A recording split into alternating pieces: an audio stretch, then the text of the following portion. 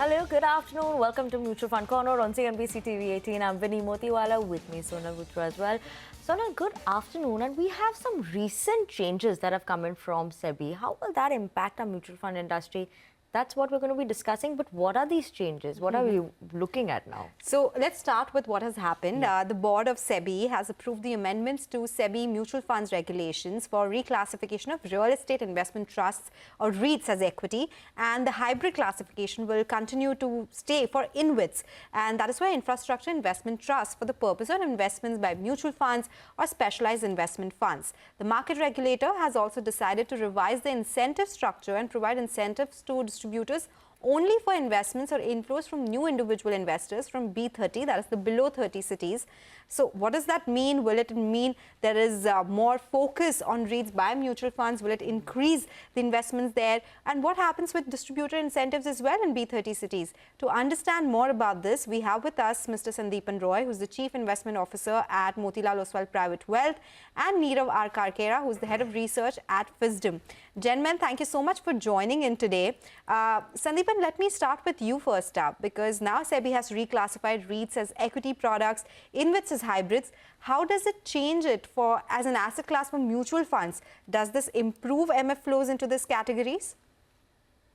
Yeah, interesting. So REIT has been classified as equity, while InviTs has been retained as hybrids. I think this is a welcome change. To just put it in context, there is enough headroom for REITs allocation in mutual funds today. In US, for example, the REITs market cap is about 1.5 trillion, which is just about 2.5% of the total market cap. Compare that to India, it's roughly about 1.5 lakh crores, the private and public listed REITs that are there in the market, which is roughly about 0.3% of the total market cap. Which shows that there is huge scope for allocations for this market to develop. That headroom will translate into an MFAUM. Let's say today, out of the 75 lakh crore or 77 lakh crore MFAUM that we have, roughly about 24,000 crores is REITs, which is not even 0.5% of the MF equity AUM. Okay, can we really see an uptick in this category? The answer is yes. Now, there are two questions that need to be answered there. One, why has it not really picked up even now? Because even now, SEBI, for example, had allowed 10% in REITs and InviTs as an allocation, and within that 5% to a single issuer. But still, the max allocation that we see in various MFs, as I said, it's less than 1% as an aggregate of the AUM. And that primarily is because of two reasons. On the debt side, I think the fixed income fund managers have been reluctant to really have a big exposure in this asset class due to mark-to-market volatility.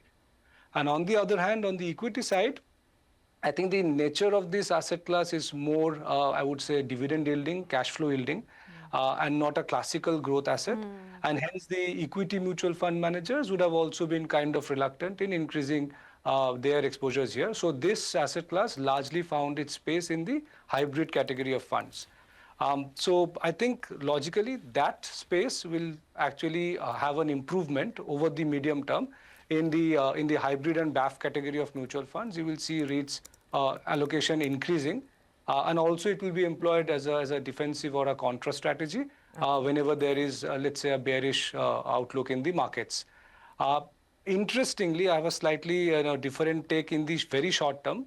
I think unless grandfathering is allowed, debt mutual funds might be forced to move out of REITs, given it's in a hybrid investment and not a debt instrument. And it will become classified as an equity instrument and not debt. And hence, these debt mutual funds who are already invested, typical income funds, etc., they may have to move out of REITs, which may lead to some bit of sell-off. Same can be the problem with, let's say, very conservative hybrid category of funds, where, let's say, already 25% equity is there, and then you had put REITs as part of the hybrid or the debt instruments, and there the reclassification will lead to them actually breaching the 25% limit on the equity allocation, and you might see a sell-off there also. So in the short term, it will be interesting to see how these debt and conservative hybrid MFs react to the REIT allocations. But in the long term, I think it's definitely positive. Long term, surely positive. Short term, we'll have to watch out for what happens to hybrid and debt. Sandipan as well as Nirav, good afternoon. Nirav, what's your thought coming in on this front as well, right? This reclassification long term, surely a positive. But overall, in terms of exposure now, are there already enough funds that come in? Or equity side, do they have enough exposure? I think Sandipan was, right now saying that there are very little percent in terms of AUM that actually comes in here. So how do you see that moving as well? And do you think that we could see more investments now coming in for REITs from mutual funds versus what we could see in terms of real estate currently, what they are doing right now?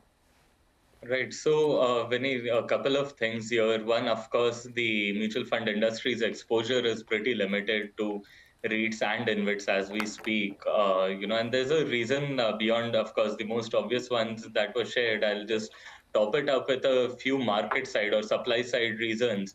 One is there are only a handful of REITs that are publicly listed, right? So the investable universe itself is not very broad. And now even within these handful, 5, 6 odd REITs that are available for, that is publicly listed and is investable, if you look at the average daily volumes that are traded into these, it's pretty low. In fact, it is in a couple of tens of crores, not even hundreds, right?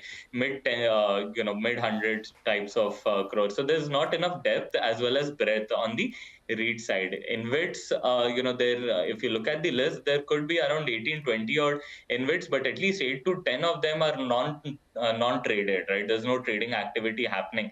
So most of the trading is concentrated in the top 3. So you need to see also, as mutual funds try and gain exposures, they cannot find themselves in a liquidity trap, right? They also need to be very conscious of the liquidity that is available, especially with open-ended funds having a fiduciary to process redemptions within a certain timeline. So they cannot have a lot of exposure in relatively illiquid counters that REITs and InviTs are right now. And that's also another supply side reason for why exposure is sub 1% as we speak. However, the segment is growing at quite some pace. It was mentioned somewhere at the start that REITs were not looked at very favorably over the past couple of years because it is more dividend yielding in nature. And I also am aligned with it because over the past 5 years, we have seen a lot of favor moving in terms of growth assets. But if markets remain choppy and the supply side depth increases, and with new listings already moving into the pipeline, we could see the interest really pick pace into this segment, especially as a defensive play within equity portfolios, right? That's for REITs, and InviTs will continue to become strong yielding assets, especially along with the cap rate compression as we move ahead and the interest rate situation progresses in line with the wider anticipation. We could see the yields really look good on InviTs as well. So there is a solid case to be built around it, but none of this is happening overnight. It is a structural shift that will take longer. And you briefly spoke about realty stocks. Yes, mutual funds are taking exposure to realty stocks, but I wouldn't put it in the same line or talk about both of them in the same breath because it is not really comparable as assets. Both of them have different features as well as different different asset values that they are trying to replicate. So realty stocks are being purchased for the business, whereas REITs are for their yields and their cap appreciation. Yeah, we get that because REITs have underlying as the commercial assets, while we have realty stocks, they have a mixture of a lot of things, be it housing or commercial assets and other aspects as well. Sandipan, let me come to you. We mentioned that specialized investment funds can also see that exposure come by. Well, there are very few products which have been introduced. How do you see the initial response? Has it been good? Is this a category which would be of investor interest or only a handful of investors, so to say? As we speak, the first SIF in India has got launched. The NFO is going on from Quant AMC. And there are a few more in the line. I think SBI will follow very soon, and then Edelweiss will come. The thing is, I think it's an emerging asset class. SEBI took a very, very, I would say, radical view on this entire asset class. I think this is the first time where a hedge fund kind of a structure will have a tax incentive of a mutual fund. So creates a huge win-win for investors. and the fund managers, because both of them, for the investors, it's tax efficient. For fund managers, they get a lot more flexibility and maneuverability.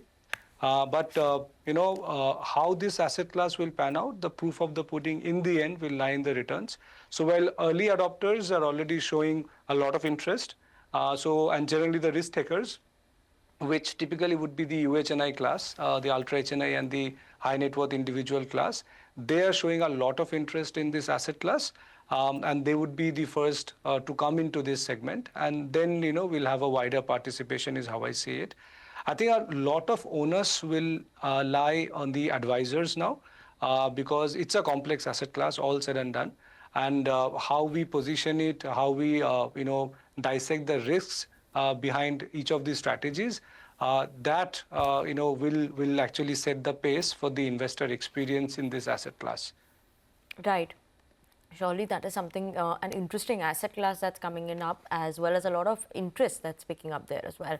But Nirav, coming to you, now the SEBI has also revived incentives for B30 mutual fund distributors.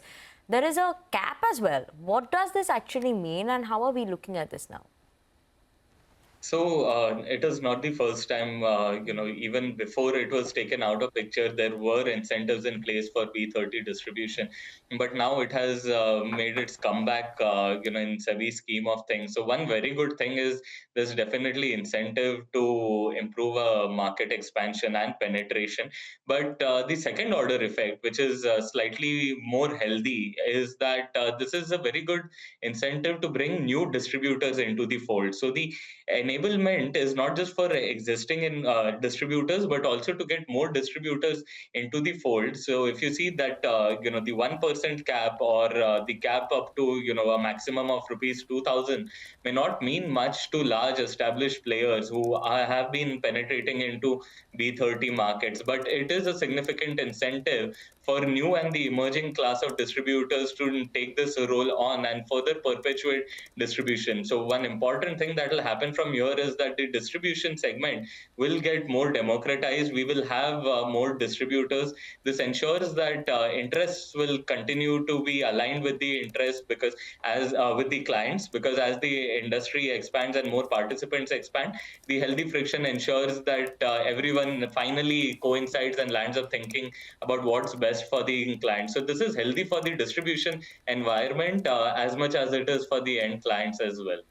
Okay, take that point, gentlemen. But this is about the recent amendments, of course, that have come by in through SEBI Meet. But we'll take a quick break.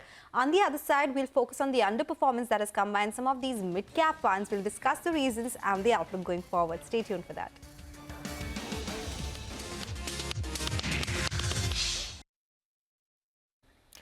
Welcome back to MF Corner on CNBC TV 18. Now we're going to shift focus and talk about mid-caps. Most of the mid-cap stocks have been experiencing significant underperformance compared to large cap. Now, economic uncertainty and inflationary pressures have only added to the strain, making it harder for mid-caps to maintain their momentum. Will mid-caps actually now make a comeback? Are small caps better placed than mid-caps? To answer all these, we still have with us Sandipan Roy of Motiwala Private Wealth, as well as Nirav Karkera of Fisdom. Gentlemen, let's start by talking about the mid-cap issues that have come in, right? Most of these mid-caps are underperforming the benchmark indices. Now, but the flows have improved. What is the reason for the underperformance?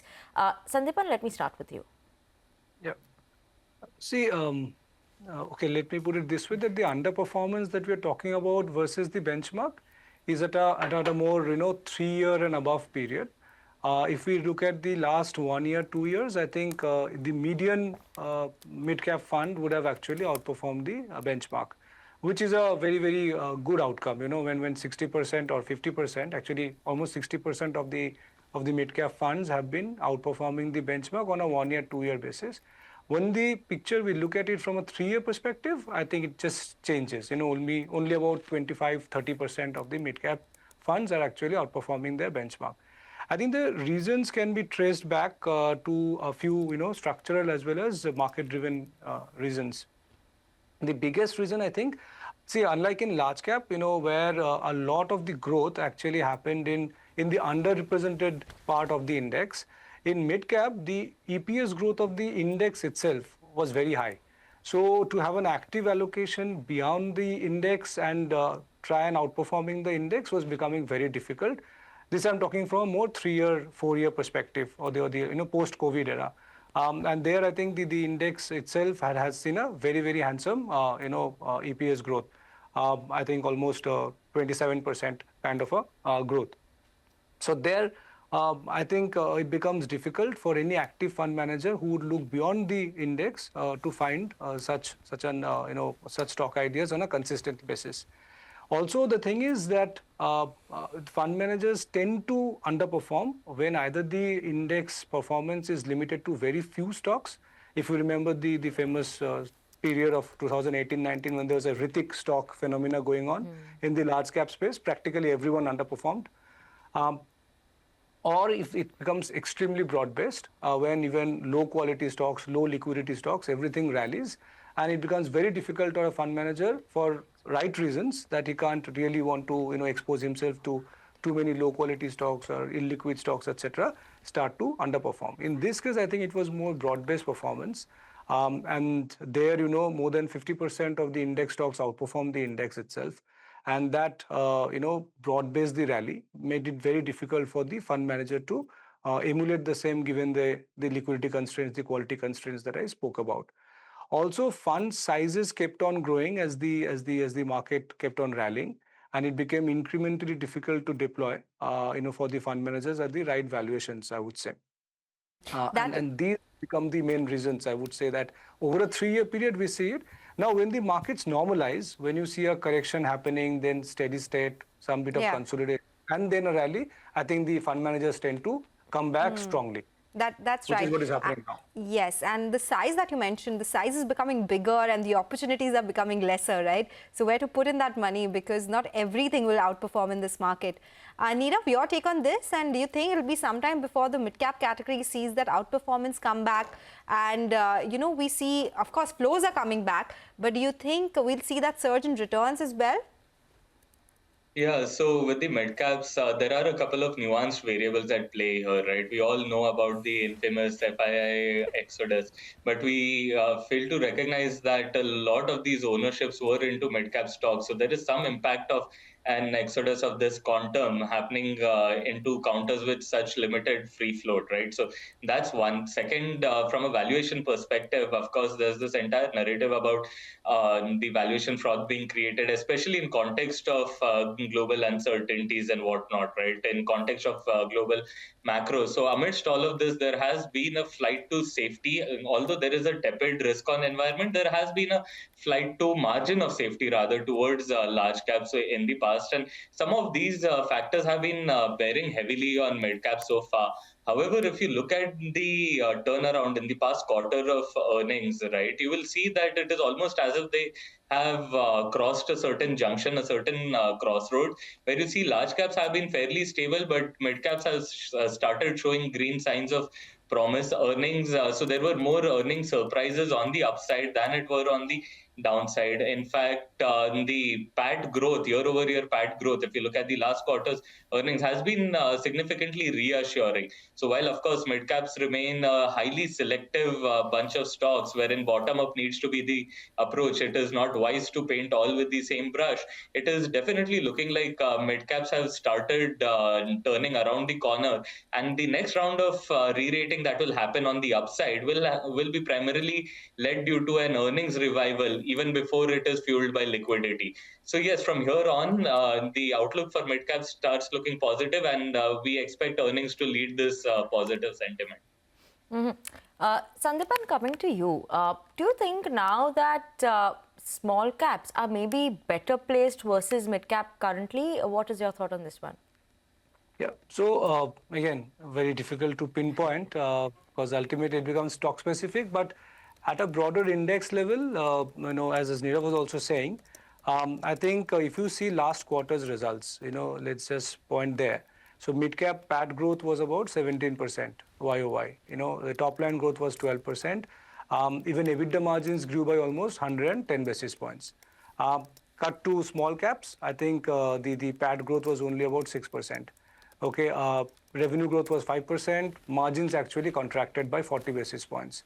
Okay, so if I look at pure fundamentals performance, this YOY performance of Q1 FY26, I think midcaps look to be better placed. Even from a forward EPS projections, growth probabilities, I think midcaps are slightly better positioned than small caps at an aggregate level, I'm saying. And also, again, since the FII flows bit came up, we saw what happens when the FII outflows happened.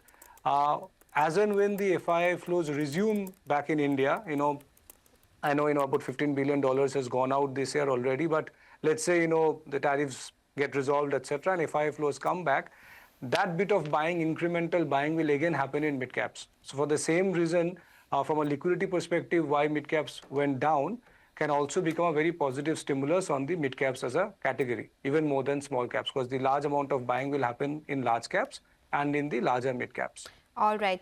Thank you for that. Nirav, quickly, if you can tell us, so we have like a minute left for the show. What is your take on small caps versus mid caps now? So clearly, mid-caps are better positioned. Small caps are trading at a very steep valuation, much higher than their long-term averages, 45 to 50%. Mid-caps slightly more comfortable, relatively 10 to 15%. Selective opportunities available far and wide if you look close enough. So if you have to take a bet, mid-caps over small caps, clear. All right. Okay, gentlemen, thank you so much for joining in and talking to us about a whole host of things, be it the recent changes that came in the SEBI board meet, or be it the outperformance, the underperformance that mutual funds have seen versus the benchmarks. It really helped and gave perspective for our viewers as well. But with that, we'll do one thing. We'll take your leave on this edition of MF Corner today, but stay tuned. Closing bell will come up next to take you through the last hour of trade.